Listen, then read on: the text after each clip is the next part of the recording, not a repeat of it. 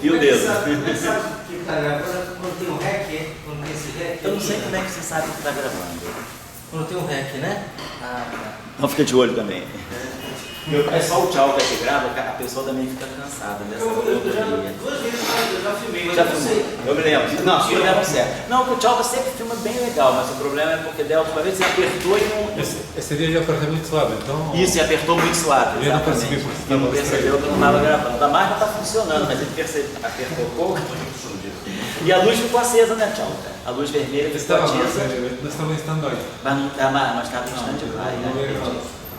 Então tá certo. Então, para quem está seguindo o curso, né, gravado, quem não está aqui presente, essa aula, praticamente a aula 12, que foi dada há quase 15 dias atrás, ela vai ser refeita. Então eu vou até tirar do ar a aula que está lá, depois a gente substitui por essa aqui, porque ela ficou toda cortada. E a gente só gravou também a parte final dela. Mas basicamente o que a gente estava fazendo na aula 12, era iniciar, a gente estava continuando a discussão do setor de quartos. E aí, o Dória colocou algumas questões que fizeram a gente caminhar um pouco fora assim, dessa corrente direta aqui, mas que estava tudo relacionado. Então eu vou tentar recompor as discussões, a aula passada, tudo aquilo que ficou sem gravar, que a parte que ficou gravada até é a parte mais operativa, a parte mais fácil, mas a parte de discussão que saiu daqui. Então só vou recapitular o que nós estávamos colocando e aonde as perguntas começaram a surgir. Então a gente estava trabalhando no setor de quartos, e aí a nossa proposta é que nós vamos deixar. Oi. Isso é interessante pergunta, a questão da entrada, assim, a questão do que é eletrofraca e o que é rigas. Por exemplo, assim, você tem 3 correntes, né? Fraca e duas carregadas, isso é eletrofraca. Você tem partículas com massa, isso é eletrofraca. Você tem violação CP, que está mostrando, isso, não sei se é eletrofraca ou é rigas, assim. Então, tem uma distinção, porque diz uma coisa que a eletrofraca é necessidade que ela tem. E outra coisa aparece a rigas encaixando. Sei. E daí Até que ponto a gente pode recortar o que é eletrofraca e o que é mecanismo de rigas, né? isso, A gente vai falando só isso ao longo. Eu e vou essa ideia falando falou a isso. importância do vácuo, que o Higgs é o único habitante do vácuo, só unir assim. Eu vou colocando isso durante a discussão, tá certo? Então, só para a gente colocar aqui o ponto de partida, a gente estava colocando o setor de quartos, e aí a gente adotou a seguinte anotação. Primeiro fixar a anotação e dizer, a gente vai deixar então o número de famílias, né? Vamos colocar aqui, o número de famílias para nós é em princípio aberto. Apesar de que a gente sabe que na época da formulação da teoria, lembra da teoria de Salant-Lash-Weiman, assim, 1967, né? Então, no período da formulação, que era o ano de 60, culminou tudo em 68, havia, vamos dizer assim, 2 famílias, se bem que a segunda família estava incompleta. Quer dizer, o que a gente sabia é que nós temos o U e o D, e tínhamos aqui algo que estava faltando e o S. Então, dos trabalhos de 64, do Heliópolis, a gente já citou aqui o trabalho do Heliópolis, o trabalho do Maiani, o trabalho do Cabigo, eles já, teoricamente, levantavam, né, a hipótese de um quarto que devesse chegar. Então, isso aqui, vamos dizer assim, Maiani, Heliópolis. Mariana ainda está aqui? Foi? Maiani, Luciano Maiani, tá.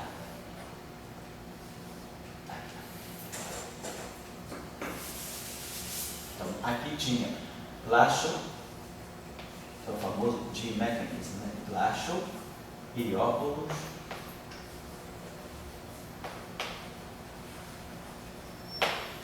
Maiani, Cabigo. Então, essas cabeças aqui, mais ou menos em 63, 64, já haviam levantado, por argumentação de simetria, que o quark estranho devesse ser acompanhado de um quark. Então havia-se já a pressuposição de que houvesse uma segunda família completa, mas que o primeiro membro da família, que acabou sendo descoberto só em 74, que foi o quark com Charme, né? Então aqui, na verdade, né? Aqui aparece em 74, descobre-se o Charme. Vamos lá.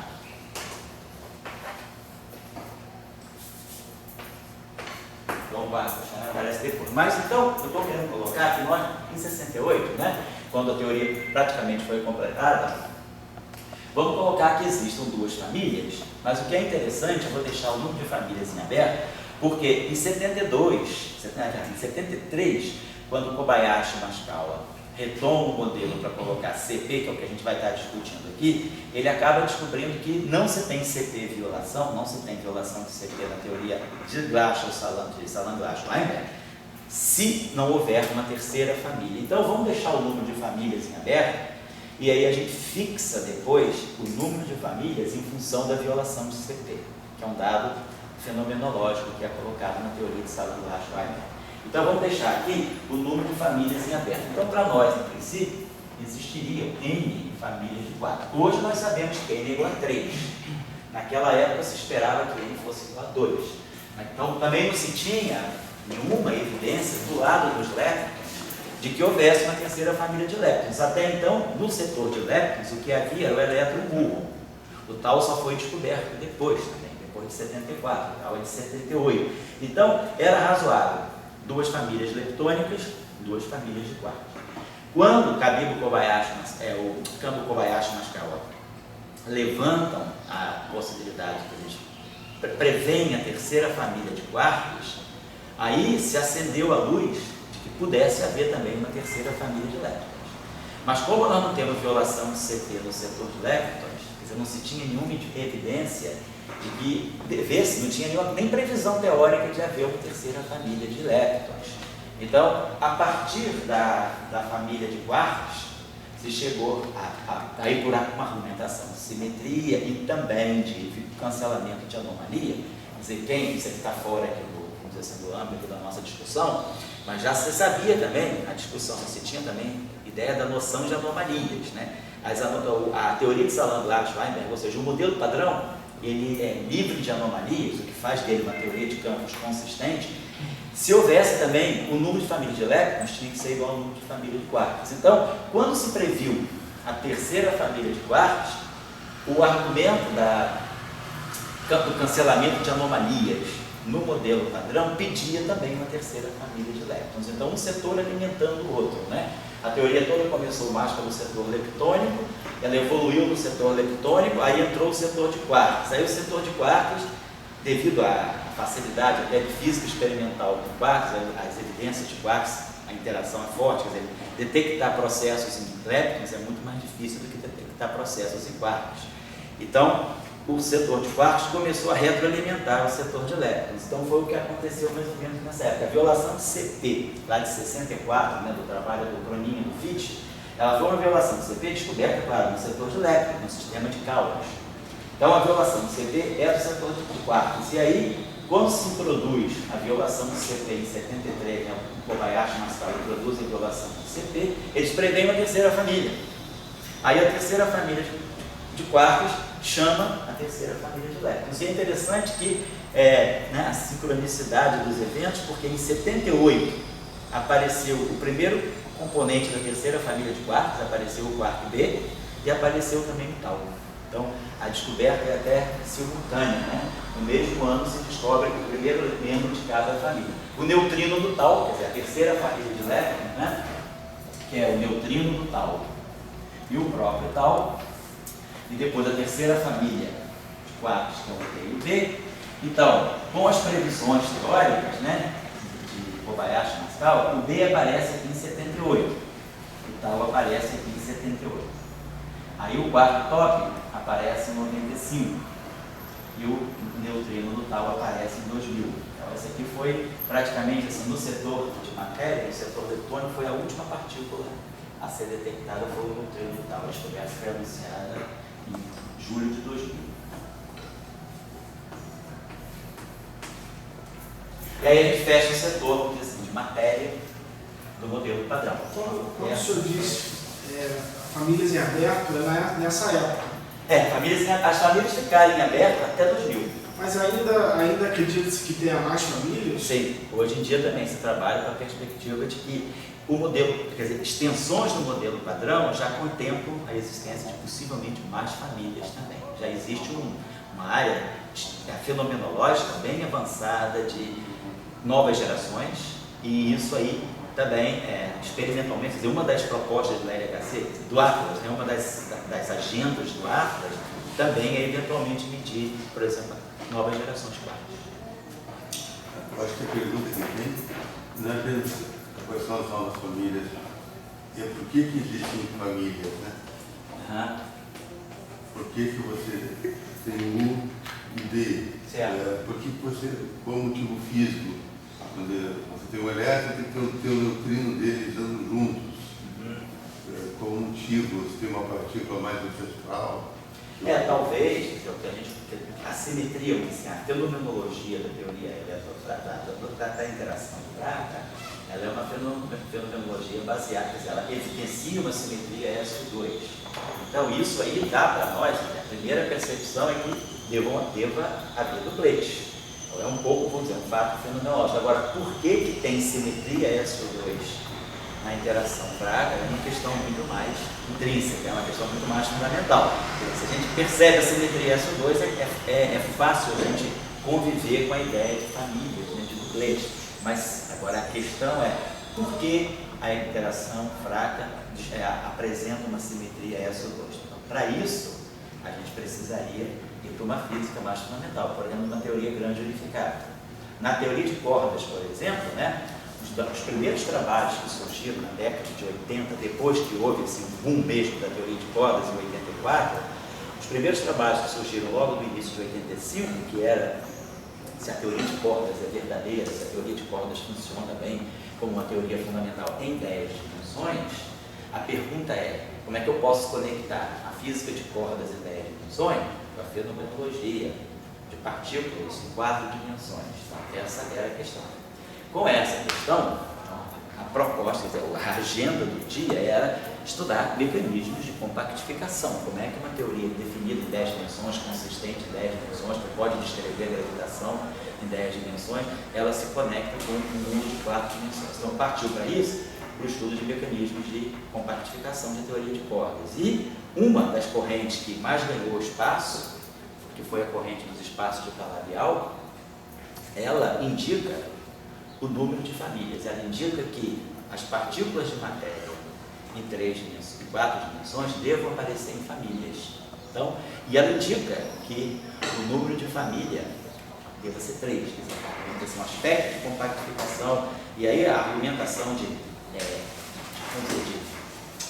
conceitos de topologia, a questão da unificação das dimensões extras, você mostra que você, quando compactifica a teoria de cordas de 10 dimensões para 4 dimensões, uma série de precauções. Eu quero chegar com uma supersimetria apenas em 4 dimensões.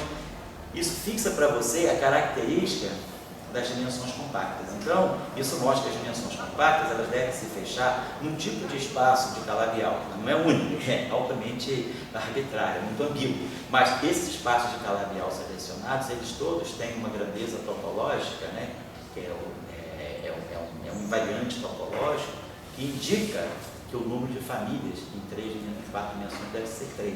Então, já se tem ideia, se a física de cordas é uma física mais fundamental, ela aponta para que em 4 dimensões nós percebamos 3 famílias de matéria, 3 famílias de quartos e 3 famílias de elétrons. Então tem argumentação para isso também, não é tão solto assim.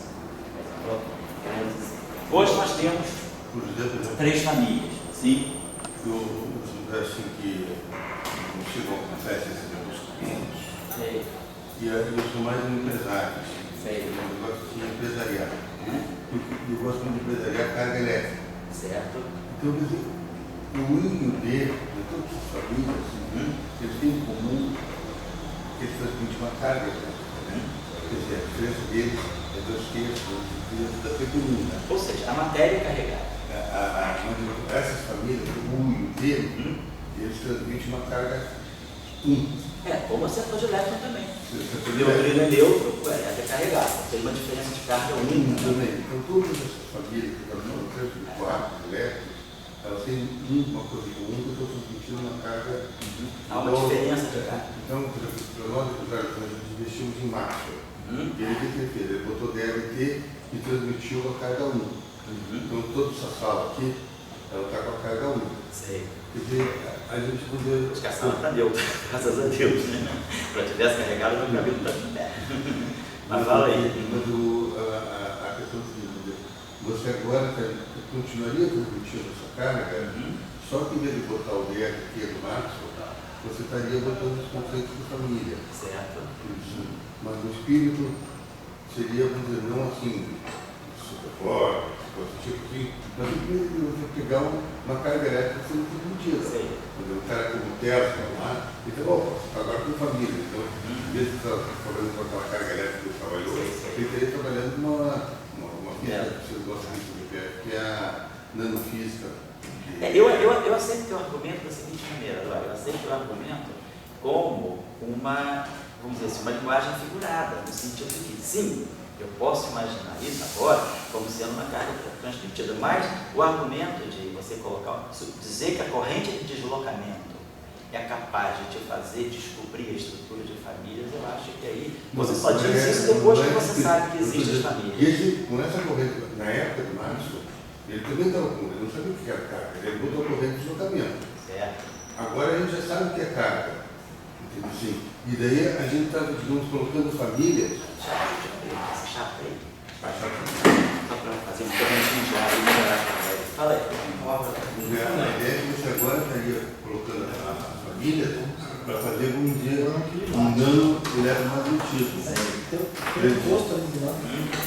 Então você, digamos, estaria querendo fazer um nano eletromagnetismo e você está botando, então, a carga que é igual a 1, seja do elétron, tudo, isso não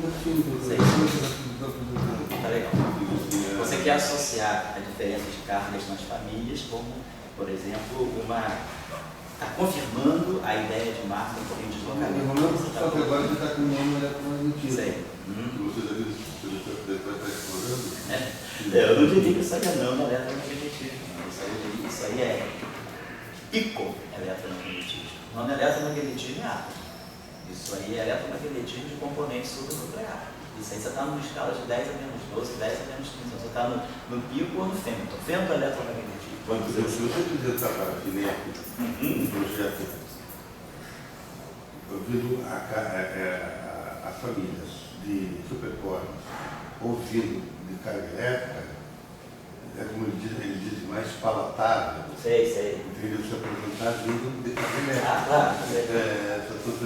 Não, tá certo. Isso aí é kit projeto, né? Se você quiser fazer um kit projeto hoje em dia e ganhar, você tem que botar nano.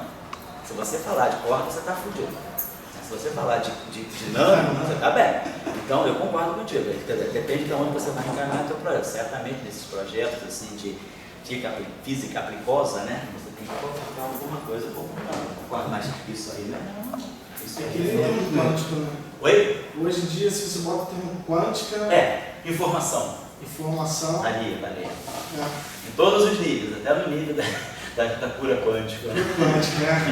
Desde o orgasmo quântico, como a gente vê de vez em quando na internet, né? Até a cosmologia quântica. Eu diria essa nova questão que, por exemplo, a nós, defensores da ideia do sentido, o conceito de totalidade é importante. Sei. Então, como é que você forma um conjunto? Certo. Conjunto é uma coisa holística? Não, você pode dizer, eu vou fazer conjunto a partir da carga elétrica. Certo. Então, como o primeiro conjunto da carga elétrica? Ela transmite dados, zero, tudo pela carga elétrica. Outra maneira de fazer o conjunto da carga elétrica é que agora eu estou com famílias e elas estão fazendo um conjunto em torno da carga elétrica. A carga elétrica se organizam pela carga elétrica. Então, você estaria centrando mais a carga elétrica do que o DLT do Maxwell. Porque a carga elétrica vamos dizer assim, é a marca maior da matéria, né? Você dizer a matéria, massa e carga elétrica são coisas bem assim, próximas, né, da física macroscópica. Né? O spin já é uma coisa mais, assim, mais leve, o spin já é quântico, vamos dizer assim, o spin já é uma coisa mais de um processo quântico. Mas a massa e a carga elétrica, não, elas têm repercussão macroscópica. Tanto é que essa foi a questão, a interação eletromagnética e a interação gravitacional, elas assim, têm repercussão, estão a nível macroscópico justamente porque elas lidam com massa e carga elétrica. Quando a gente vai para as interações fracas, as interações fortes, né, elas estão com números quânticos que não fazem aparição da cor. Nós não temos indicação da cor, uma física de cor no mundo macroscópico. A indicação da física de cor é uma indicação indireta. A mesma coisa com o spin isotópico fraco, com as cargas fracas. Né? Só agora, em 2013, em setembro de 2013, que se mediu a carga fraca do próton. Ninguém tinha medido a carga fraca do próton. A carga fraca, eu até mandei para você, um daqueles e-mails de domingo, o trabalho que pela primeira vez se mediu a carga fraca do próton. Então, essas cargas, né, carga fraca, carga por, isso aí é uma física microscópica, sem uma muito confinada ao núcleo atômico, sem repercussão macroscópica. Então, realmente, a matéria macroscópica, ela se organiza pela massa e pela carga. Aqui, ela está organizada pela massa e pela carga. A esse ponto, a massa é zero, por isso que elas estão no nucleate, os dois estão degenerados em massa, por isso que eles estão no nucleate, e tem uma diferença de carga. Por quê? Porque a interação fraca é uma interação que se faz com mudança de sabor. Uma das características das interações fracas que marcam a interação fraca em relação às outras interações é que a interação fraca, o objeto que interage fracamente, em geral, muda de sabor, muda o quark D decai e vira o quark U. Então, quando ele emite um W+, né, ou absorve um W-, ou emite um W+, ele vira o quark U. Né? Ele emite um W-, ele vira. E tem também a hierarquia de massa, né? Oi? A massa vai aumentando conforme a gente vai subindo nas gerações. Isso, a massa vai aumentando nas gerações. A esse ponto, a matéria está organizada, pelo que o Dória está falando, a matéria está organizada pela massa e pela carga. Todo mundo tem massa zero a esse ponto. Antes da quebra espontânea da simetria, antes do Higgs, né, entrar em cena, todo mundo tem massa zero. E as diferenças de carga estão organizadas pelos decaimientos fracos. A interação fraca, essa que era a questão, por isso que houve essa ideia de unificação. A primeira unificação que houve foi a eletrofraca, por isso. Porque você não consegue recortar o processo fraco do processo eletromagnético. Quer dizer, a interação fraca, ela muda a carga. Então, quando o quark D decai no quark U e emite o elétron e o antineutrino do elétron, esse processo é um processo com mudança de carga. Então, deve ter algum fluxo de carga elétrica sendo transmitido aí, que é justamente o W, né, que sai. Então, carga elétrica está sempre muito ligada ainda à interação fraca. Por isso que a organização dos nucleates ele já tem essa diferença de carga também, seja do neutrino com elétron, né, a diferença de carga é 1, como aqui também. Esse cara aqui é mais 2/3, esse cara aqui é menos 1/3, então a diferença de carga também. Professor, uma questão nesse sentido. No caso ali, o que vai mudar a carga é o isospin, né? Porque a hipercarga vai estar fixa. Aí você define, você coloca em posições diferentes. No caso, essa mudança de sabor aí. Isso. Então, mas assim, se a interação é mediada pelo bóson, aonde que essa informação do isospin está contida no bóson? Tá. Quer dizer, a informação do ISO, se você lembrar das primeiras aulas, aí que você está assistindo, está vendo? A informação do isospin está contida nos bósons, porque a informação do isospin está toda no SO2. E os bósons, esses bósons dados, são todos os bósons de SO2. Tem um bóson só da hipercarga. Mas a informação da hipercarga, isso, aquela matriz 2x2 que você organiza, e você automaticamente vê quem é o W+, quem é o W- em função dos bósons de SO2. Você compõe o que a gente chama de BMI1 menos I, BMI2, BMI1 mais I, BMI2. Então você forma os bósons W a partir dos bósons de SO2, mas SO2 é a informação do isospin fraco. Tá? Então a gente estava colocando assim, nossa convenção era essa, né? A gente colocava o setor, o setor de partículas. Nós fizemos a seguinte adoção. Eu acho que nós chamamos assim, Q, dublete, assim, vamos chamar assim, dublete, esse Q aqui, então significa o dublete de quartos. Família A é o dublete, então nós vamos colocar aqui, o dublete é sempre elétrico, então nós vamos colocar aqui o quarto U, left, tá? E o quarto, aí a gente chamava o quarto superior de P. Então aqui é o quarto P, seria o quarto, nesse caso aqui, o quarto U, pode ser o quarto C, é o quarto superior, o quarto de carga 2/3. Então é o quarto superior, sempre left, porque a estrutura de dublês é toda no setor left. A. E aqui, que a gente chama, o quarto inferior, a gente chama de N, também left, A. Então esse aqui é o setor de dublês de quartos. Aí depois nós temos o setor right, os quartos right, em ciclete, como a gente tinha lá o electron right, o right e o tal right. Então aqui a gente vai ter o quarto P, o quarto superior, o quarto U na forma right, ou seja, o quarto da família, o quarto superior da família A na forma right e o quarto inferior da família A na forma right. Já tinha isso aqui, já sabe que essa é a estrutura. Então, tem aí para a gente começar a ver, inclusive, a questão das correntes, né? Então, quando a gente formulou, então vou colocar aqui o lagrangiano, essa é a parte da ação de gauge, da interação primária. Gauge, o lagrangiano de quartos, acoplado com o setor de gauge. Então, é o setor dos acoplamentos mínimos, né? Então, nós vamos ter I, né? Aí vamos ter aqui QA, narrado, gama mi, dmi, QA. Então, aqui nós estamos somando. Então, vocês estão vendo o seguinte. A interação de gauge que está aqui, nós vamos abrir. Eu peço desculpas aqui em casa, assistindo a aula aqui ou fora, porque vai ter um overlap grande entre. Essa aula é a repetição da aula anterior, mas mesmo assim como as perguntas vão surgindo, a gente acaba às vezes tocando em pontos que estão na aula também transanterior. Então, eu vou deixar de lado isso e vou fazer o que rolar aqui hoje, mas contanto que a gente cubra o que a gente cobriu na aula passada. Então, observa uma coisa interessante que eu estou chamando a atenção aqui, é que a interação de gauge está aqui. Agora vamos abrir. Tem essa derivada covariante aqui. Então, essa derivada covariante aqui é a derivada covariante que tem que ter informação de SO2 e de U1. Essa derivada covariante aqui, ela é dmi, marque, né? O dublete aqui. Aí depois nós vamos ter setor de SO2, I, constante acoplamento G. Bósons vetoriais do SO2, dmi, A. Dublês, geradores de SO2, sigma A sobre 2, atuando em QA. Agora, vamos olhar lá o setor. A gente sabe que o dublês tem que compartilhar os mesmos números quânticos, né? Então, aí olhando de Y, né? Da hipercarga prática, que é o NX. A carga é I3 mais Y sobre 2. Então, pegando o quarto superior, que é o quarto com carga 2/3, o I3 dele é meio. Então, a gente vai fixar o Y dele, né? Então, a gente vai ter aqui, vamos ver,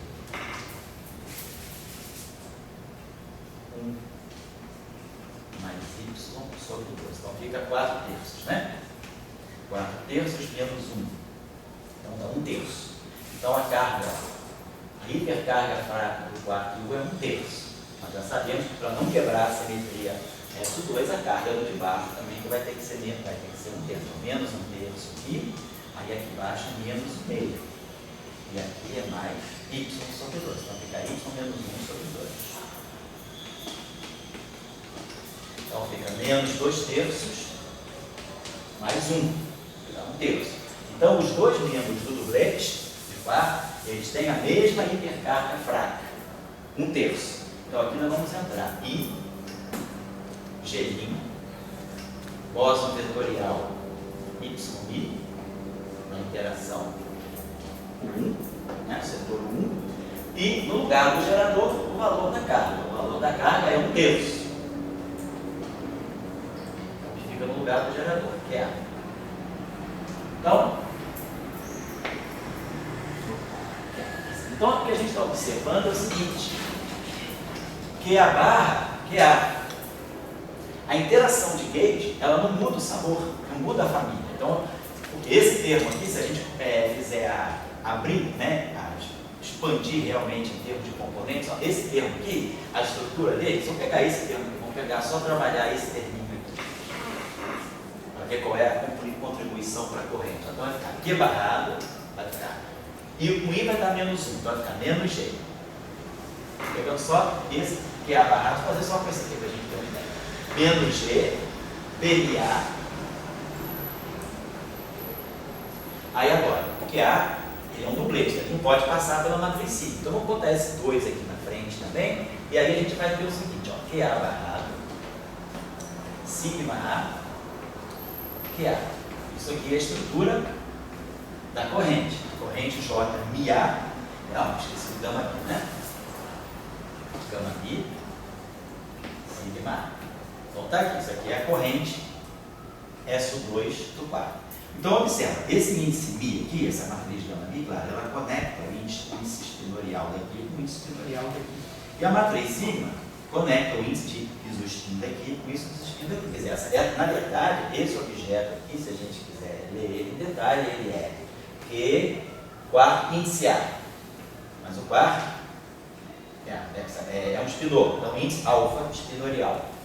E índice I pode ser a posição 1 ou 2 dentro do dublete. Isso aqui é a posição dentro do dublete, isso aqui é o índice espinorial. Gama Mi seria alfa beta, sigma A IJ, QA beta J. Então só isso aqui ninguém ouve, não precisa explicitar isso assim, eu estou colocando assim, para quem está assim, um pouco entrando no jogo, perceber, ó. Então a interação de gate, isso aqui, tá, esse setor aqui está em interação com o DNA. A interação de gate é a interação entre o bóson de SO2 com a corrente de matéria, a corrente de quarto. Mas observa que a interação de gate não muda o sabor. A interação SO2, ela muda o isospin, ela acopla as componentes de isospin do dublete. E o índice alfa e beta, claro, eles acoplam os componentes de spin dentro do espinor, que é o espinor de Dirac. Então esse índice alfa e beta, a gente já está acostumado com ele, a gente pode tirar, a gente já sabe que a matriz gama, ela está conectando os diferentes índices espinoriais. Mas o que é importante aqui é ressaltar que a interação de gate, ela não muda o sabor, é o quarto da família A interagindo com o quarto da família A. Agora, dentro da família A, eu tenho um dublete. Então, a interação SO2, ela vai fazer o acoplamento do dublete, as duas componentes do dublete. Por que eu estou dizendo isso? Porque quem vai misturar as famílias depois vai ser a interação de Yukawa. No setor de quarto, a gente vai ter uma interação nova depois, que a gente já discutiu nas outras aulas, eu vou refazer hoje, ela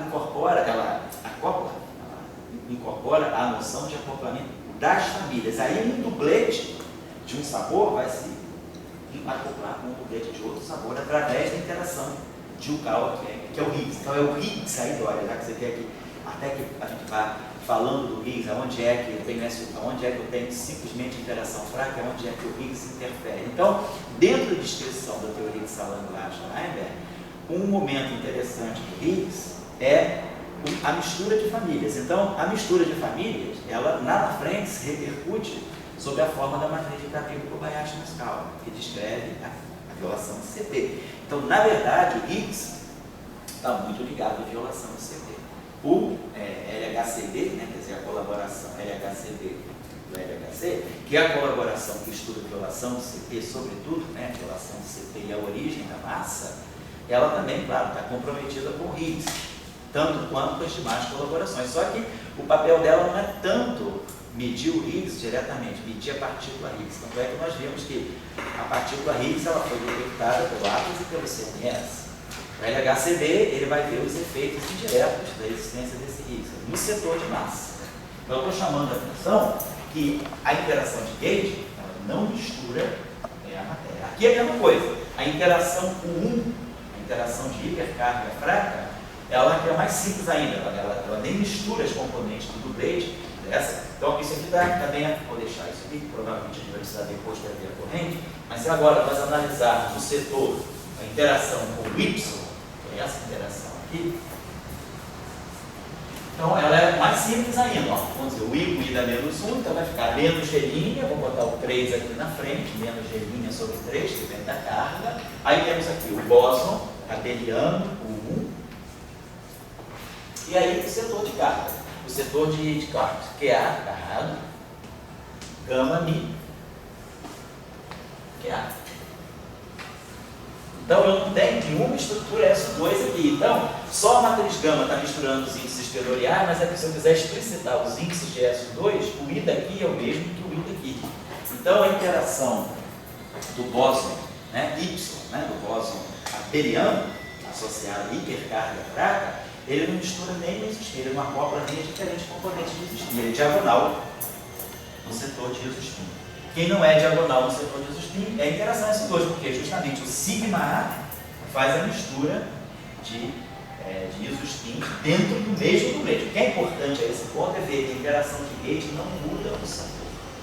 Então a interação de gate é o quarto dele, quando ele decai no quarto U, emite o elétron e o antineutrino do elétron, esse quarto dele está caindo aqui, é o mesmo quarto, é da mesma família dele, então essa interação que é mediada por um W, né? Quer dizer, o quarto dele emite um quarto e aqui sai um elétron, né? Então ele tem que ter um W mais envolvido aí, isso é tudo dentro da mesma família. Então a interação SU2, ela não muda o sabor, chamando a atenção, tá? Porque isso vai ser importante depois. Vamos pegar agora o setor LAT, agora. Então, diferentemente do setor de leptons, eu tenho agora interação, eu tenho agora a viralidade Wright para as duas componentes do gate. Lá no setor de elétron, não, o neutrino estava aqui, o elétron estava aqui. Eu só tinha elétron Wright. O neutrino não aparecia na forma Wright, então eu só tinha um objeto Wright no setor de elétrons, que era o elétron, ou uma. A matéria carregada acaba em forma left e right, e o neutrino só em forma left. Aqui a gente tem os dois, então tem que colocar os dois aqui. Então, aqui, vamos pegar agora a parte, então, família A, sempre em forma, agora, família A, B, A. Vamos colocar aqui em forma right, A, e gama Mi, D Mi, atuando aqui no TA, right. E depois a parte, aí eu tenho que colocar também o N, né? Então, quer dizer, a parte inferior, o membro inferior do dublete, também no setor em forma light, o membro inferior do dublete, na sua viralidade light, gama Mi, DI, NA. Então isso aqui está me dando as interações de gate dos quartos. Os quartos vão ter interação de gate e depois eles vão ter as interações de quarto. Eu vou apagar essas derivadas, que eu vai ver aqui. A gente fazer agora só no setor light. Mas de novo vocês estão vendo. Fala aí, não vai falar. Você quando faz o U, vai no D, vai no U, vai no você trocou o sabor, né? Quer dizer, eu troquei o sabor dentro do dublete, eu troquei a componente de existir, a componente, eu misturei o índice 1 e o índice 2, dentro do dublete. O sabor que eu estou dizendo é o mesmo do dublete, então o sabor é 1. Aqui agora, essa derivada covariante, então, esse setor aqui é neutro do ponto de vista do SO2, a gente não tem número quântico de SO2, então a gente só vai entrar aqui para a simetria comum. Então isso aqui vai pegar right, e vamos ter aqui então I, G', Y'. Agora temos que ver quem é, no lugar do gerador, quem é a hipercarga fraca. Então, esse cara aqui é o membro superior, a carga dele é 2/3. Ele é um singlete de SO2, então ele tem número quântico de SO2 zero, o isospin fraco dele é zero. E aí é que eu tenho a hipercarga fraca. Então a hipercarga fraca dele é 4/3. Então, olha aqui, a hipercarga fraca dele é 4/3, então no lugar do gerador, né, coloca a carga.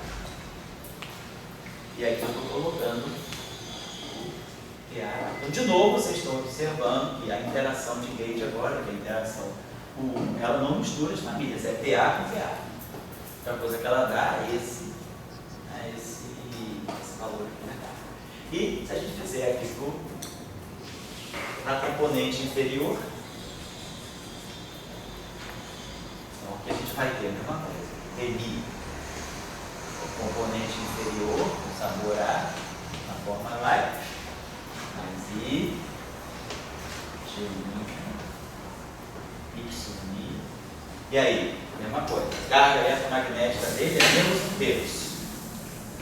O Y fraco dele é 0, ele está no singlete, e a hipercarga dele é o Y sobre 2. Então essa aqui dá menos 2/3. Então aqui vai aparecer menos 2/3. Então as interações de Gauge deixam os quartos, né, sem misturar essa interação de Gauge, ela é diagonal dos sabores. Vou apagar isso aqui. Então aqui a gente já pode ver quem são as correntes. As correntes, a contribuição dos quartos às correntes são essas aqui. A gente vai ter vamos dizer assim, a gente tem, onde é que a gente está? Essa aqui, né? Que a gente já falou. Então a gente vai ter corrente. Bom, a gente já, depois eu posso primeiro fazer separadinho, não dá confusão. Então a gente só primeiro chamou a atenção, estamos tentando escrever agora a interação dos quartos. Os quartos. Fala aí. Misturar sabor ou misturar família? Sabor é família. Então, vamos colocar aqui a tua observação importante com a questão de nomenclatura. Quando eu estou falando sabor, eu estou dizendo sabor, caminha, família. Então, a família 1, sabores U e D. E eu estou distinguindo o U do D pela componente de isospin. Então, dentro de um sabor, eu distingo o P do N pela carga também, né? Mas pelo isospin. Na verdade, esse aqui é mais meio, esse aqui é menos meio. Então, vamos colocar aqui, vamos falar sabor, para não dar confusão. Na verdade, eu estou falando de família. Diferentes sabores seriam diferentes famílias, tá? Porque eles confundem. Quando a gente fala sabor, quando a gente fala Baseball Way, estuda lá a interação hadrônica, Baseball Way, SO3 de Gelman. Quando a gente fala sabor, a gente fala o U é um sabor, o B é um sabor, o S é outro sabor. E aí aqui a gente já está usando a noção de sabor. Em geral, quando a gente fala de teoria unificada, hoje em dia é mais comum quando a gente falar de sabor, a gente falar, na verdade, a gente está distinguindo famílias. Né? Então o primeiro sabor é o U e o D. E o que distingue o U do D é o número quântico de isospin. Agora, os quarks não têm acoplamento direto com os leptos. Dentro da teoria de Salant-Schleimer, o próximo acoplamento dos quarks é com o Higgs. A gente vai introduzir o Higgs, aí toda a motivação para introduzir o Higgs. Os quarks são férmions, né? Por que os férmions não interagem diretamente com os leptons? Porque a teoria se propõe a ser renormalizável e a gente sabe que em 4 dimensões, interação direta de férmions com férmions é sempre não renormalizável. Interação direta de férmions com férmions é, no mínimo, alguma coisa do tipo 4 férmions, né? 4 férmions interagindo, eu tenho interação de 4 férmions, essa interação necessariamente é não renormalizável por causa da constante de acoplamento. Os férmions físicos têm dimensão de massa 3 meios, então isso é da dimensão 4, então eu preciso de uma constante de acoplamento, né? Esse aqui tem 3 vezes, havia 6, eu preciso de uma constante de acoplamento G, e teria dimensão de massa a menos 2.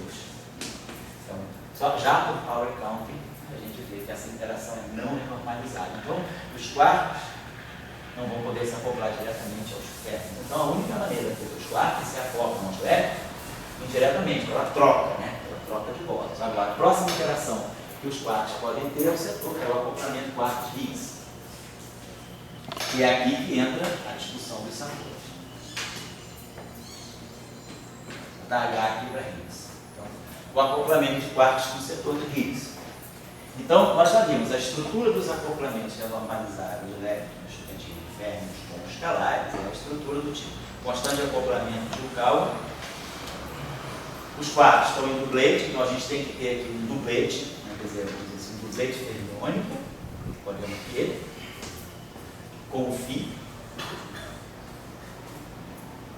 E aqui o ciclete, aqui é alguma coisa, vamos dizer assim, aqui um que é. Então isso aqui seria um dublete de quartos, isso aqui seria aqui. Na verdade é isso aqui, o setor, vamos botar até assim, se a gente quiser melhor colocar. O setor left barrado, Higgs, é um dublete, então isso aqui é dublete de SO2, dublete de SO2, e aqui um singlete de SO2, né, que é o setor de right. Então essa é a estrutura, perdão, essa é a estrutura, é o dublete left com o singlete right, né, do ponto de vista do SO2. Isso aqui é o dublete de SO2. Então, isso aqui é o invariante de SO2, e isso aqui tem que ser o invariante total de 1. As cargas totais aqui, esse aqui é invariante. Então, a estrutura dos acoplamentos de Yukawa é essa. Então, como nós vimos lá no setor de elétron, a gente sempre acoplava o elétron carregado, o elétron left barrado com o elétron right. O muon left barrado com o muon right.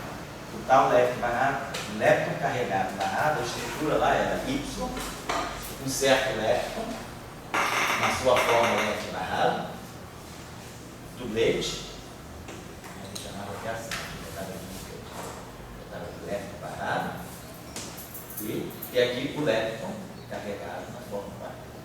Então a gente estava acoplando família em família, então pegava a primeira família, tudo separado. Agora, qual é a fenomenologia que nós temos? Em 64, Cabibbo introduz a ideia do ângulo de Cabibbo. Então, tem uma fenomenologia.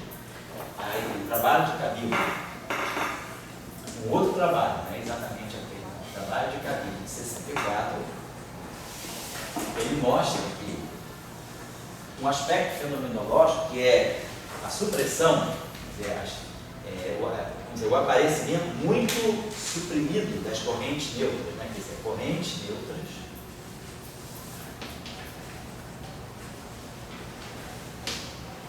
com violação de estranheza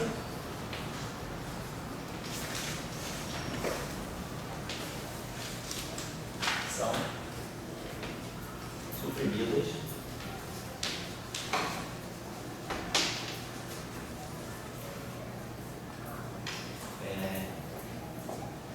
em confronto, né, face às correntes neutras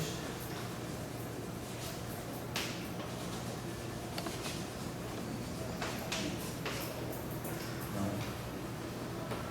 violam a estranheza. Naquela época falava-se de estranheza porque era o único número quântico que distinguia. Hoje o que a gente fala é flavor change, viu? Né? Hoje quando a gente fala de flavor color, flavor changing, de correntes neutras que violam o sabor. Aí como o Dória falou, sabor no sentido de passar de um leite para o outro, flavor changing, neutral colors. Então essas correntes, né, correntes neutras que violam o sabor. O que é uma corrente neutra que viola o sabor? Seria uma corrente formada pelo quark D e pelo quark S. Por exemplo, D barrado, gama mi, S. Essa corrente é neutra, porque a carga desse aqui é menos 1/3. E a carga desse aqui é menos 1/3. Então, menos 1/3 barrado é mais 1/3. Então, mais 1/3 daqui cancela menos 1/3 daqui. Então, do ponto de vista eletromagnético, essa corrente é neutra. Mas essa corrente está mudando a estranheza. Então, a física das interações fracas, ela mostra que essas correntes aparecem, os eventos aqui, há uma mudança, né, de sabor, quer dizer, a segunda família se acopla com a primeira família de uma forma neutra. Essas correntes aqui são muito amortecidas, elas aparecem, os eventos são muito pouco significativos frente aos eventos dessa estrutura aqui, que não mudam a estranheza. Então, Cabibbo, na época, né, em 64, para modelar essa ideia, ele introduziu a noção de ângulo de Cabibbo, que é uma noção, quer dizer, que ele começou a dizer o seguinte: o quark D e o quark S, na verdade, os quarks inferiores, eles se misturam, tem um mixing entre eles. Então, na verdade, o quark físico, né, ele introduziu a noção do ângulo de Cabibbo, ele introduziu um quark, um dublete D', S', em que há aqui o chamado ângulo de Cabibbo, o seno de teta Cabibbo, seno de teta Cabibbo. O ângulo de Cabibbo não tem nada a ver com o ângulo de Weinberg, não. O ângulo de Weinberg, como nós já vimos, ele vem lá do setor de diagonalização da matriz de massa, dos Lebesgue, é um ângulo SO2 também, é um cosseno de teta Cabibbo, é um de teta W, é um seno de teta W, mas a origem do teta W é simplesmente que o teta W é constantes de acoplamento da interação, do constante do acoplamento de gauge. G e G'. É uma mistura, né? Quer dizer, a tangente do ângulo de Weinberg é G' sobre G, ou G sobre G'. Então, o ângulo de Weinberg não tem nada a ver com o ângulo de Cabilo. O ângulo de Cabilo é o ângulo que mistura famílias. Então, oceano de terra Cabilo. Então, Cabilo dizia que, na verdade, os quartos físicos são uma mistura desses quartos D e S. Então, já havia a ideia de que... Ele postulou isso, levou isso aí e viu que media o ângulo de Cabilo e dava uma supressão. Ele modelou esse fenômeno físico, esse resultado experimental, através da ideia de que não, o quark D, naquela época não havia nem quark C ainda. Então ele pensou, será que o quark U está lá em cima, mas o quark que existe aqui embaixo, que a gente chama de D e S, será que eles não são, os dois não podem ser ligados, né? De alguma forma, os dois juntos estão formando uma única partícula? Então, foi a ideia do ângulo de Cabilo. Então, já de Cabilo, a gente já tem a ideia de que eu posso misturar as famílias, mas a interação de gauge não mistura as famílias. Então, nós atribuímos ao...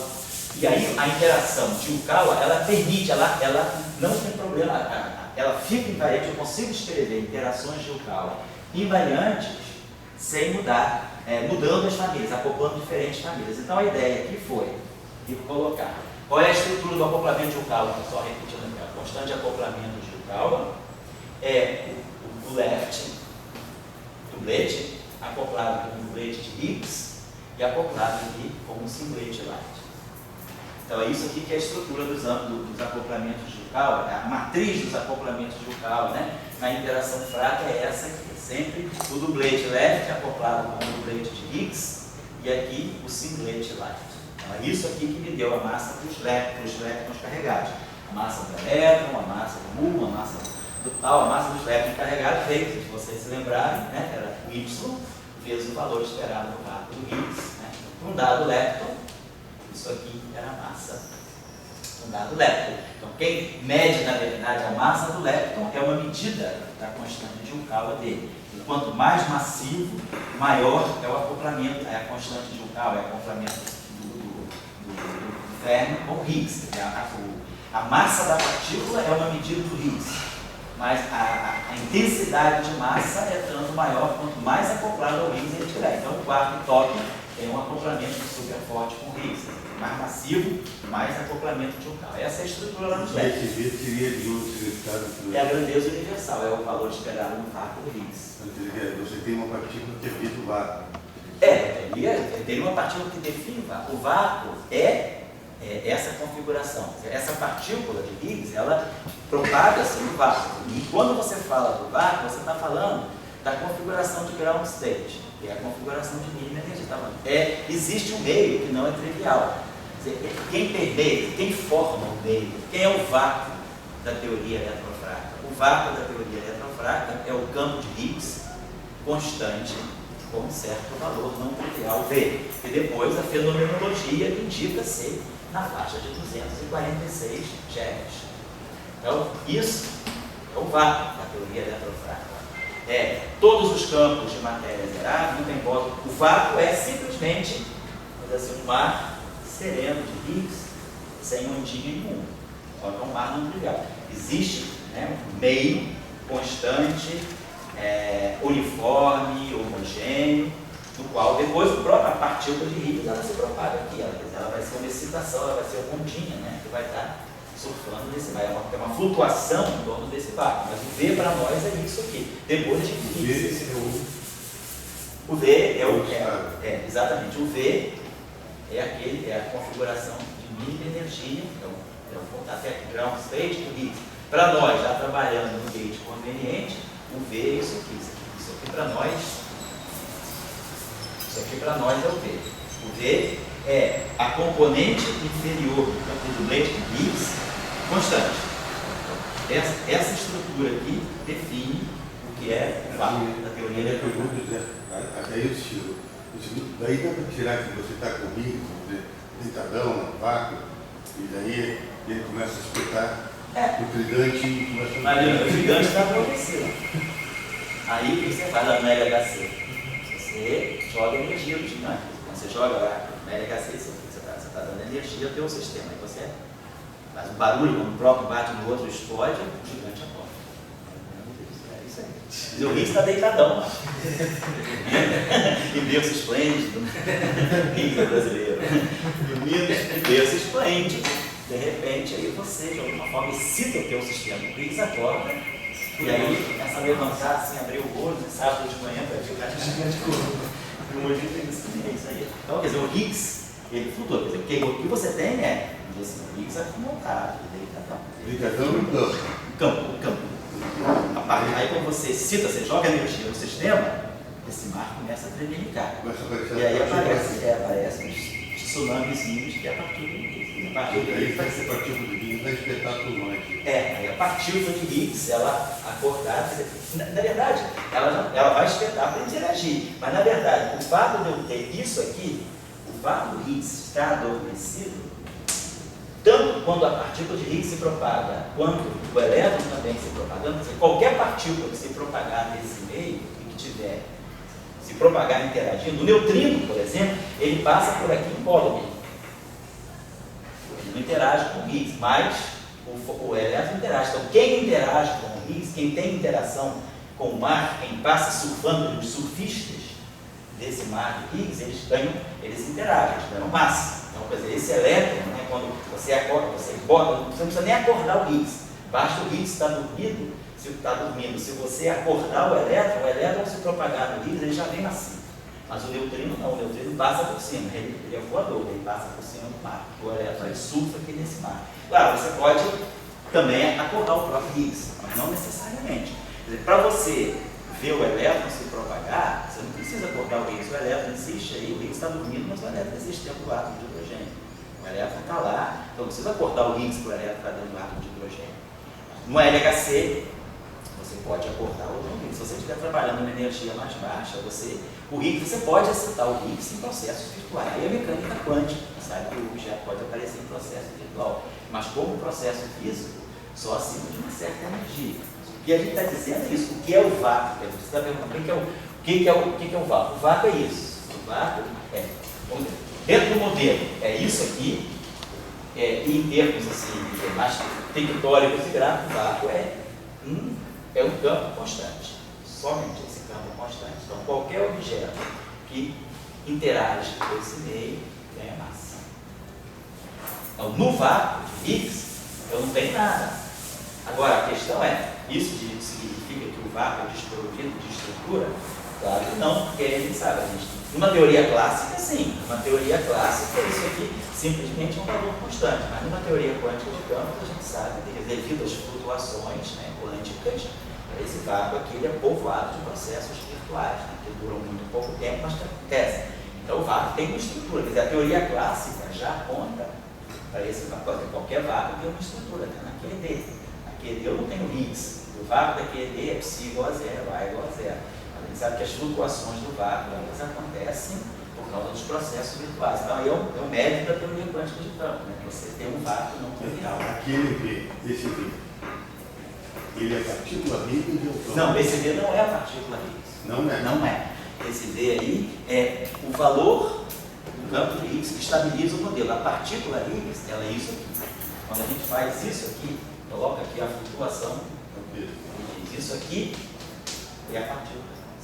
É a flutuação em relação a... Agora, quando aparece mais Higgs, Sei. como é que fica essa imagem? Você estava com só que tem o campo de Higgs, Isso. e ele pode gerar mais de um Higgs, é isso? Você tem mais famílias, você tem inglês só, você poderia ter, por exemplo. Do quem está deitadão lá? E você poderia, depende, você vai depender do teu potencial. Assim, em princípio, você poderia ter mais de um Higgs. Quer dizer, o teu vácuo, ele não é só, é como se fosse um vácuo bidimensional. Você tem mais de um Higgs. Então, no espaço dos campos, vamos colocar assim, você teria mais de um Higgs deitadão. Você poderia ter um Higgs com valor V1 e ter um Higgs com valor V2. Então, quer dizer, o teu vácuo agora é um vácuo bidimensional, que depende de 2 Higgs. Agora, também pode acontecer de você, no mesmo modelo, ter mais de uma família de Higgs, mas apenas um deles se condensar no vácuo. Vai depender do potencial, aí vai depender de você, de como você está modelando. Você pode propor um potencial de Higgs que envolva diferentes famílias, vamos dizer assim, alguma coisa do tipo M e J e J, tá? Mais uma família de Higgs. E aqui um lambda IJKL, I, J, K, F. Então você tem mistura de famílias de Higgs. Claro, dependendo desses espaços, eu poderia ter φ1 ao quadrado, mais um AF1 ao quadrado, mais um BF1, F2, mais um CF3 ao quadrado, não sei, vai depender desses espaços, mas a estrutura de potencial de Higgs é essa. Então, em princípio, poderia ter N Higgs, N famílias de Higgs. A pergunta é, quando eu olhar esse potencial e minimizar a energia, quer dizer, o mínimo desse potencial, ele ocorre para que configurações? De repente você pode ter apenas φ1 igual a 1V1 e todo mundo igual a zero. Então, nesse caso, apesar de você ter vários Higgs, só um deles forma um estado fundamental para você. Mas pode ser que, dependendo dos teus parâmetros, como você vai organizar a tua proposta, o teu modelo, você pode ter que o mínimo desse cara aqui acontece para mais de um campo não trivial. Poderia ter φ2 igual a V2, φ3 igual a V3, e vamos dizer, os demais igual a zero, os demais iguais a zero, φi maior que 3 igual a zero. Então, é uma suposição. Então, você teria um estado fundamental, o ground state para você ia depender de mais de uma família. Você está num espaço, você está agora numa proposta em que você tem um ground state mais rico em termos de Higgs. Você não vê isso acima dele, que é a questão da universalidade do Higgs. Sei. O mais natural na natureza é gerado um Higgs dando massa para todo mundo. Agora, quando já começa a aparecer o filho do Higgs, certo? Assim, Isso a história da física conta pra gente. Quando começa a aparecer o filho do filho, é porque você sabe, tudo isso vem de uma coisa só. É aí que vem a ideia de unificação, né? Foi assim com a tabela periódica, foi assim com os quartos dos hadrons, né? Tem sido assim com as gerações. No fundo, sempre quando você começa a proliferar um certo objeto, uma certa entidade, quando você começa a proliferar ela, você já começa a acontecer, poxa.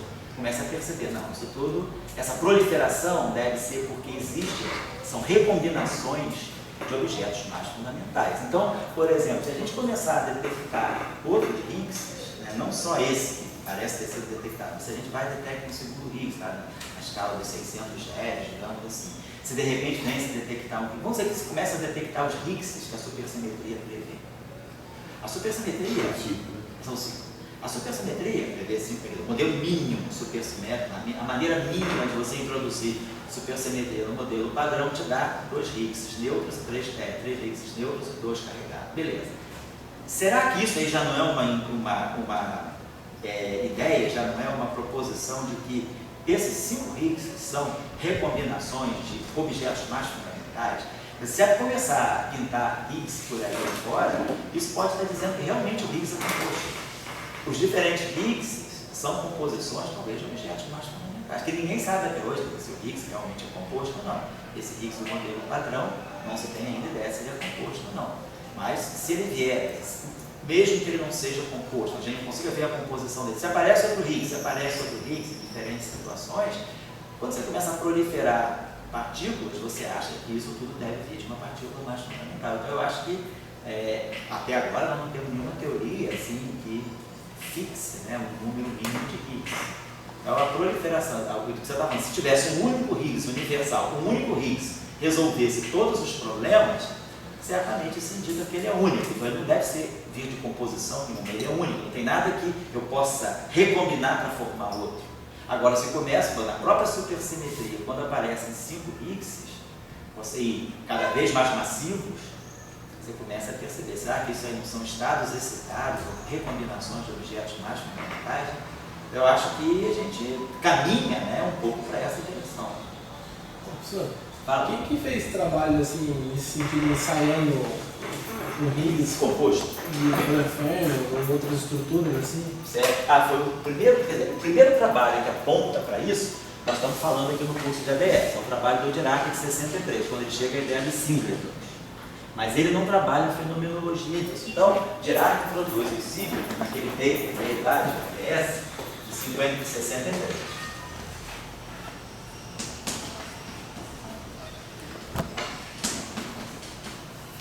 11 anos depois, ativo. e Salam,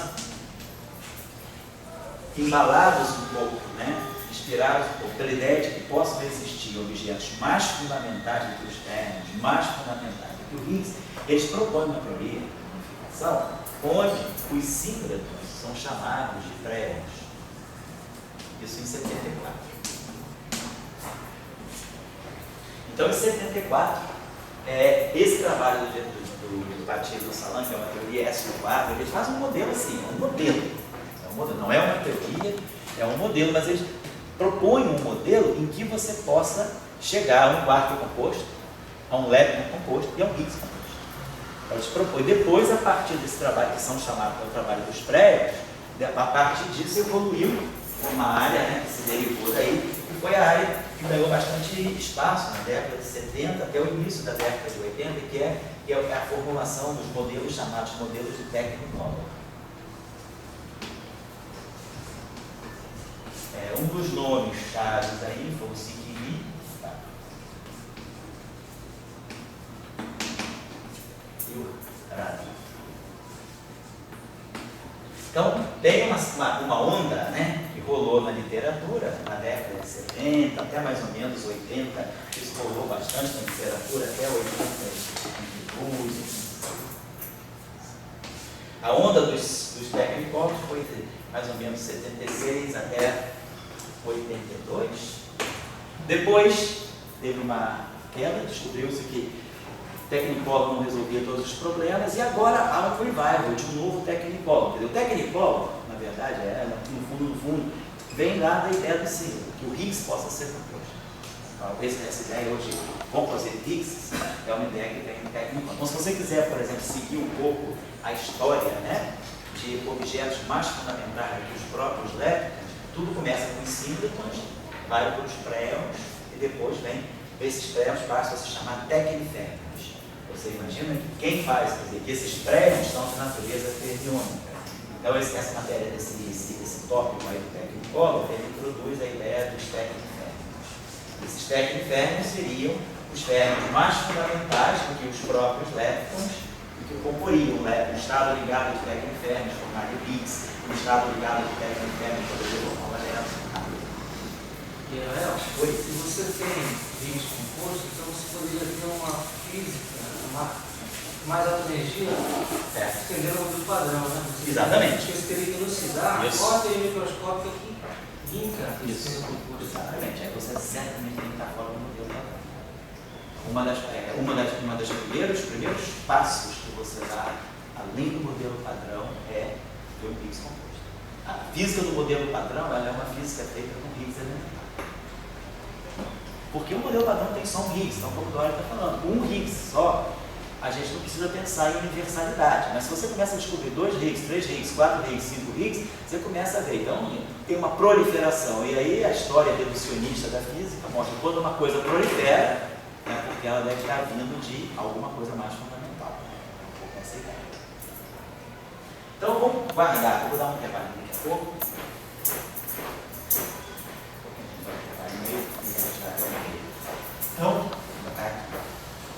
Então, o padrão da interação de Yukawa é esse aqui. Só que agora, os meus leptons, no setor de quarto, os meus leptons estão num dublete. Um dublete do tipo QA. O meu Higgs é único, está no singlete. O meu Higgs é uma família só, não tem família de Higgs, então não tem A, B, não tem nada. E aqui eu posso ter, no setor right, eu posso ter tanto o P-right, como eu posso ter, então tem esse dublete aqui, com esse dublete aqui, mas eu posso ter também, aqui, esse P-right, não necessariamente, agora pode ser o P, vou botar aqui o P-right em cima, depois esse P, e aqui PA, parece que eu estou puxando o saco e me ensinar aqui o bonito RT, né? Então, eu boto o R em cima, né? O bonito não é famoso para isso, não. Tá aqui, ó. Beleza? Beleza. Certo? Agora, isso aqui não é um invariante, né? Porque tem lá e tem no meio. Então, a gente joga a constante de Yukawa. As constantes de Yukawa, elas vão ser matrizes. Tem agora, as constantes de Yukawa agora residem numa matriz que acopla esses sabores aqui. que acopla as diferentes famílias. Então nós vamos colocar aqui o seguinte, vamos supor, eu teria esse Y, as interações que eu posso escrever vão ser sempre essas, o padrão é esse, dublete, Higgs, singlete. Só que diferentemente do setor de leptons, antes eu só tinha o elétron right, eu só botava uma interação, mas agora, eu não tinha neutrino right. Mas agora eu tenho os dois na forma right, então eu posso acoplar dessa forma, posso acoplar dessa forma. E cada um tem uma consequência importante. A gente vai ver como é que a gente vai acertar aqui. Mas a ideia seria essa. Então eu teria, vamos chamar aqui uma constante, vou botar aqui YB, AB, que é a constante de Higgs que acopla o P. Então vamos ter YP, AB, que A, amarrado, Φ. Vamos ver que aqui tem um detalhe a mais também que a gente vai ter que chamar a atenção depois, né? E aqui o P, right, esse aqui está implícito que é left, e aqui é o P na forma right e CB. Vou chamar a atenção só para mais. E aqui um Y, aqui nós temos N, aqui a B, aí aqui é a mesma coisa, então vamos ter aqui A, errado, o A, X, Quer dizer, então, o simples ele aparece como fator de ocorrência para misturar as famílias. isso. E vamos dizer, é o tipo do ângulo de carbono. Ele está ligado ao ângulo de carbono, exatamente. Ele vai fazer a matriz de Cabibbo, Kobayashi, Pascal, vai aparecer por causa disso justamente. Agora, eu estou assim, por Aqui tem ainda um detalhe que a gente tem que ver, que é a questão da rola, é a questão da simetria. Não vai olhar, fala aí, o que é? Quer dizer, a questão que eu entendo comigo, você não conseguia misturar a interação de famílias. Isso, pela interação de Gauge, não. Daí, o Cabibbo botou o D com S. Mas não tinha uma física por trás disso. Daí, no caso dos leptons, não deveria ter um ângulo de Cabibbo? Não tem porque qualquer ângulo de Cabibbo daria massa para o neutrino. Então, como no modelo padrão o neutrino é sem massa, você não mistura as famílias. Agora, quando você fala em neutrino massivo, a gente assistiu o seminário do José Wagner Vale aqui, né, no ano passado, em outubro, quando você introduz massa para o neutrino, aí você tem que misturar as famílias também. Aí você vai ter justamente uma matriz de Cabibbo, Kobayashi, Pascal, no neutrino. Entendo que a massa era porque as famílias deveriam se misturar ou não por motivos dependendo de massa, não. Você tem uma família, ela vai sentar junto com a outra ou não. Entendeu assim? Ficou com esse discurso da massa. Mas eu acho que não é necessário, né? Não, você não, é até mais simples até do que isso. O fato de você, você não observar nenhuma corrente que muda, você não tem nenhuma corrente, você não tem nenhum evento de interação fraca que misture, por exemplo, elétron com muon.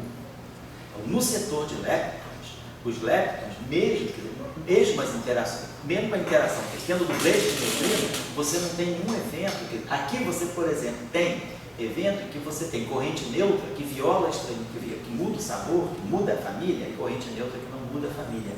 No setor de leptons você não tem. Então a fenomenologia já tinha, porque cabia claro, na época ele pensou, então será que o elétron se mistura com o muon também? Será que eu não vou ter um ângulo de Cabibbo para os quartos e um ângulo de Cabibbo para o lepton? Mas não tem nenhum evento, a interação fraca, ela deixa a família de leptons intocada, ela não faz esse mix da família de leptons. Se você falar, então deixa eu colocar um mix na família de leptons. Quando você introduz elétron, vamos colocar um mix na família de leptons, por que não? Isso resulta em neutrino massivo. Então, o desemboca logo no neutrino massivo. Então, como você no modelo padrão, quer dizer, você sempre trabalhou com a perspectiva de que até essa época, com o neutrino, um limite de massa muito baixo, você considera neutrinos sem massa, você não mistura. Mas a mistura de neutrinos, quer dizer, o ângulo de Cabibbo no setor de neutrinos, ele se reverte depois numa massa, numa matriz de massa. Então, isso que deixa o... Agora, como você... Você acha que, por exemplo, assim, no LHC, mais altas energias, é possível as famílias elétricas, ou essas coisas do número eletrônico, já mata? Eu acho nítido, olha, aqui eu não tenho assim, postura para falar muito sobre isso, mas pelo que eu vejo dos seminários, né, eu acho que a física de neutrinos, no LHC, você não consegue ver. Porque o neutrino, vamos pensar, o LHC... Física de elétrons. Física de elétrons. Mesmo a física de elétrons é fraca. O LHC é bom para... O LHC é uma máquina de quartos. O LHC, essa grande confusão até do background separar, até a dificuldade do Higgs no LHC é justamente o background, porque é um setor de quartos, é muito rico, tem muita recombinação, você forma muita coisa. Uma máquina leptônica é uma máquina muito mais limpa. Mas agora, produzir o Higgs numa máquina de elétron, você precisa de muita energia. Mas o projeto do LHC é construir uma máquina de elétron. Né? Isso. Depois. Agora, pois é, a partir do LHC, quer dizer, a ideia depois do LHC é se construir aquele New Lepton Collider, o NLC. É um projeto aí grandioso, que se tudo funcionar, se tudo correr bem, ele vai começar mais ou menos em 2030. Então a ideia é justamente essa, ter uma máquina de hadrons, uma máquina de prótons, é sempre uma máquina boa para você descobrir, mas não para estudar efeito, para você descobrir os objetos. Mas ela não te dá muita precisão de você medir, aferir testes de precisão. Os testes de precisão são feitos de uma forma muito mais limpa de uma máquina de Lepton, porque a máquina de Lepton, ela forma menos background. Então, por isso que sempre depois de uma máquina de hadrons, você constrói uma máquina de... Foi assim lá no CERN. Você tinha o SST, e aí era aquele síncroton, né? Ele que descobriu o bóson. Você descobriu o BBB, descobriu os W, descobriu o Z, as correntes neutras, lá no CERN, no antigo, a SST. Aí, descobriu-se tudo, você construiu o Lepton, que era uma máquina de elétrons pósitivos. Aí, com o Lepton, você fez os testes de precisão da teoria eletrofraca, apurou testes de finíssima precisão envolvendo massa do top, tal. Quando você, vamos dizer assim, mais ou menos, fez a varredura da precisão, você queria descobrir novas coisas. O que se faz? Acaba-se com o Lepton e se passa para o LHC. Aí você traz de volta uma massa de hadrons, porque você cria mais coisas, e você tem mais energia disponível também. Você tem 14 TeV. 14 TeV para elétron, eu acho que ainda não tem nem tecnologia. Você consegue 14 TeV para próton, né? 7 de feixe. E aí você descobre agora, vamos dizer, que você descobriu o Higgs, por exemplo. Aí vamos dizer que você descobriu uma partícula supersimétrica. Você vai descobrir esses objetos mais corposos, mais macios. Aí agora você vai precisar fazer testes de precisão, ver os acoplamentos desses objetos. Aí você precisa construir de novo uma máquina de Lepton, que provavelmente já se fala até que seja talvez uma máquina de Boole. É mais difícil porque o Boole decai muito rapidamente, mas a ideia é já se construir um Lepton Collider, mas não de elétron, de Boole, né? E aí você vai fazer a varredura de precisão.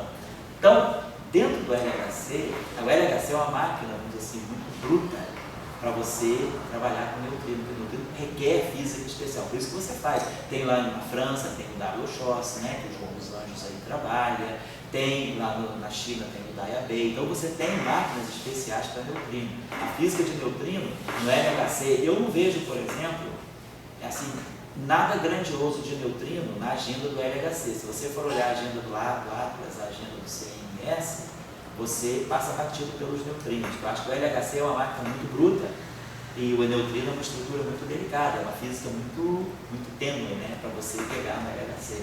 Eu não creio, por exemplo, que você vai chegar à medida do dano dos mixes de neutrino, porque todos os mixes de neutrino que a gente tem notícia, esse ano passado, por exemplo, né, saiu o resultado da mistura da primeira família para a terceira família, saiu a mistura do neutrino do elétron com o neutrino do tal. Mediu-se aquele ângulo, que era um ângulo bastante razoável. Quer dizer, essa física ela é feita em detetor de neutrino, especificamente de neutrino.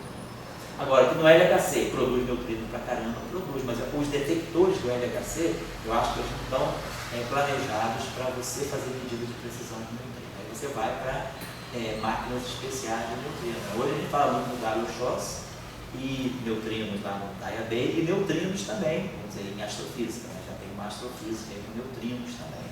Então, o neutrino precisa de vamos dizer, um aparato, né? Uma assessoria experimental diferente. Agora, se você vai para o NLC, porque mesmo no LHC, mesmo no Lepton, na época do Lepton, né, que funcionou de 1987 até 2014 anos, não se fez quase nada de neutrino. Tudo que se fez lá foi... Oi? supercaminhocando funciona? O supercaminhocando, pois é, às vezes falava, eu está lembrando, o supercaminhocândia no Japão funciona, então tem supercaminhocândia no Japão, tem aquela experiência Minus no Fermilab, né? Tem a colaboração Minus no Fermilab, supercaminhocândia, Double Shows, tem o Daya Bay na China, então tem vários lugares aí fazendo física de neutrino.